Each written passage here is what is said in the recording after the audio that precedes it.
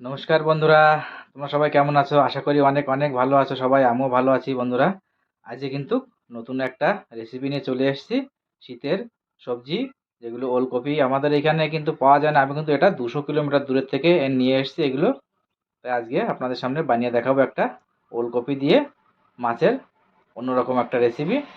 মাছের পাতলা ঝোল আজকে আপনাদের সামনে বানিয়ে দেখাবো। অবশ্যই বন্ধুরা ভিডিওটা স্কিপ না করে কিন্তু পুরো ভিডিওটা দেখবেন। আশা করি আপনাদের অনেক ভালো লাগবে। তাহলে চলো ওলকপিগুলো আমি এক এক করে কেটে নিই।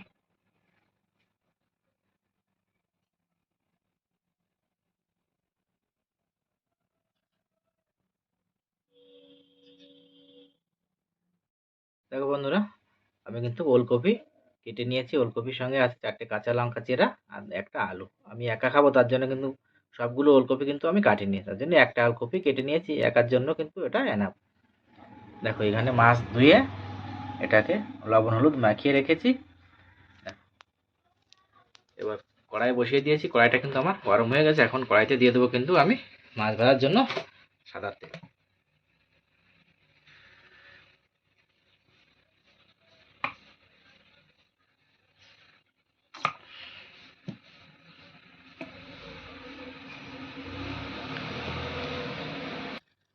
দেখো তেলটা কিন্তু আমার ভালো করে গরম হয়ে গেছে।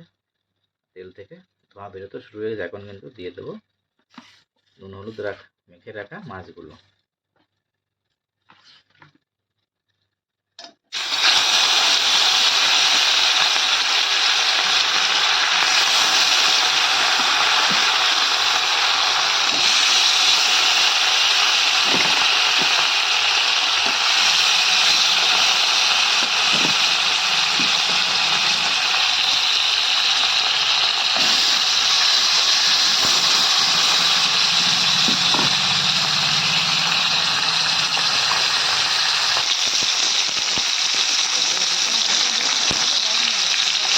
মাছগুলো কিন্তু আমি ভালো করে ভাজা হয়ে গেছে। এক সাইড কিন্তু উল্টে দিয়েছি আমি, আর এক সাইড কিন্তু ভাজা আছে।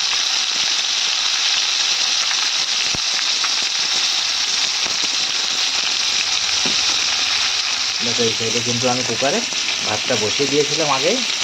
ভাতটা কিন্তু আমার কুকারে একদম রেডি হয়ে গেছে। এবার কিন্তু আমি ভাতটা বন্ধ করে দেবো। ভাতটা কিন্তু আমার হয়ে গেছে। মাছগুলো কিন্তু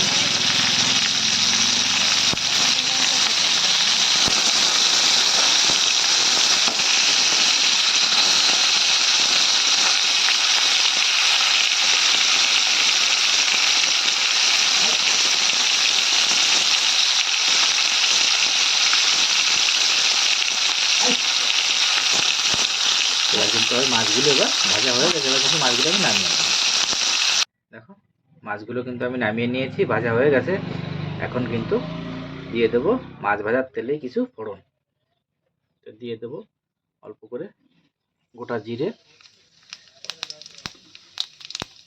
আর আছে এখানে একটা শুকনো লঙ্কা, আর দেবো একটা তেজপাতা।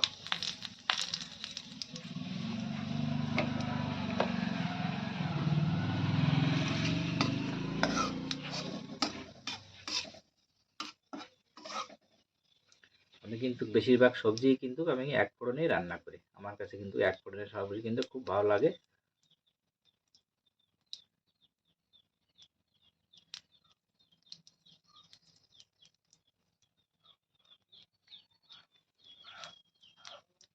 আপনারা অবশ্যই বাড়িতে এক ফোড়নের সবজি বানিয়ে খেয়ে দেখবেন, খুবই কিন্তু ভালো লাগে।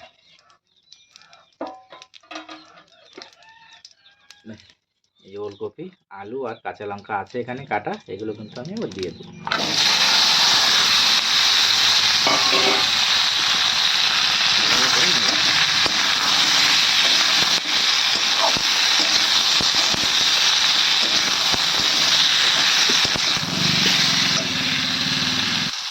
কিছু মশলা দিয়ে দেবো।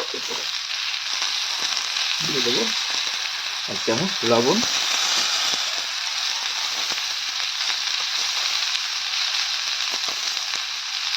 দিয়ে দেবো 1/2 চামচ হলুদ গুঁড়ো,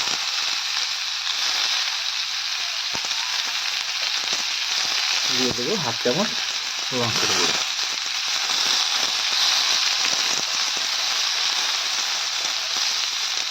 আর দেবো হাফ চামচ ধনিয়া পাউডার,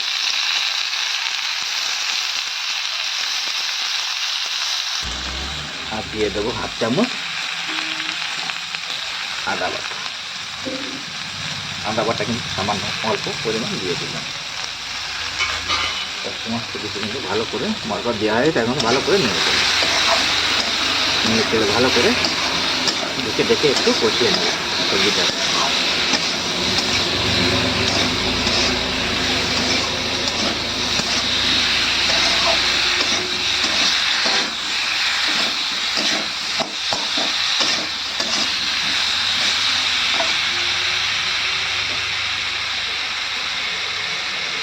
ঢেকে ঢেকে কষিয়ে নেব ভালো করে। 5 মিনিট হয়ে আবার ভালো করে নেড়ে দেবো।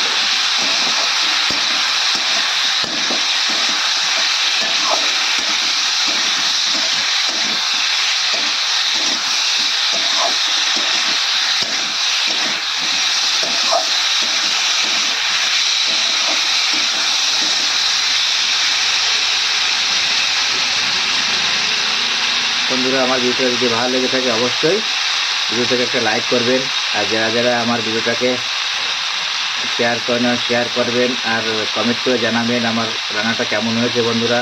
আর যারা যারা আমার চ্যানেলটিকে সাবস্ক্রাইব করেননি অবশ্যই করে একটা সাবস্ক্রাইব করবেন।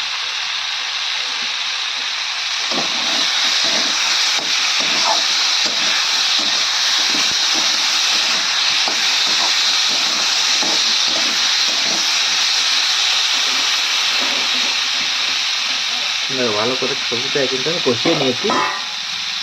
এবার কিন্তু দিয়ে দেবো পরিমাণ মতন জল।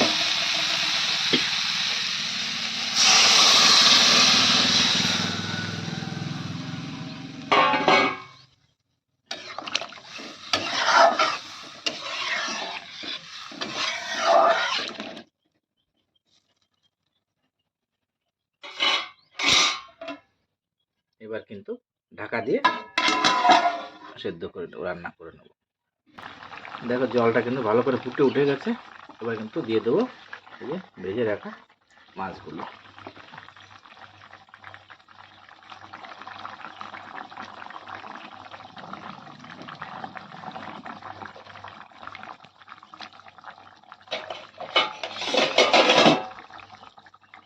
হালকা করে একটু নেড়ে দেবো।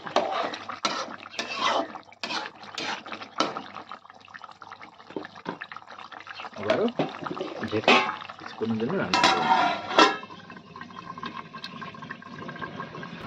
বন্ধুরা, এবার কিন্তু আমি দিয়ে দেবো একটা মিডিয়াম সাইজের টমেটো কুচি।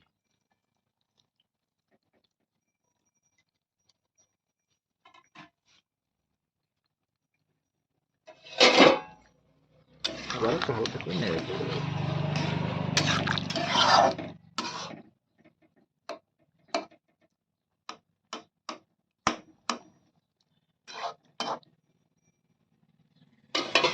এখনো কিন্তু ওলকপিগুলো সেদ্ধ হয়নি, তার জন্য আরো কিছুক্ষণ রান্না করবো।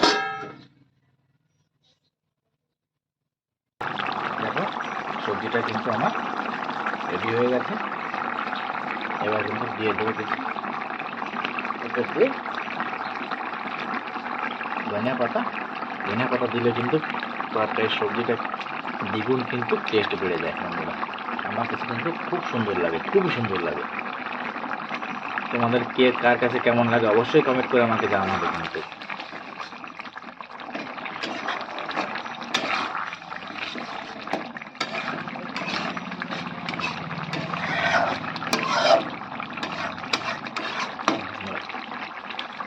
মাছ দিয়ে ওলকপির হালকা পাতলা ঝোল খেতে কিন্তু খুবই টেস্ট লাগে, খুবই মজা লাগে। একদম কিন্তু রেডি হয়ে গেছে। এখন কিন্তু সবজিটাকে আমি নামিয়ে নেব।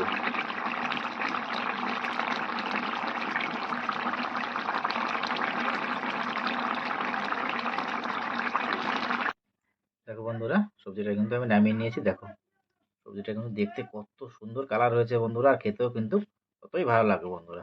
অবশ্যই আপনারা একবার হলেও বাড়িতে এরকমভাবে ওলকপির মাছ দিয়ে পাতলা ঝোল বানিয়ে ট্রাই করে দেখতে পারেন বন্ধুরা।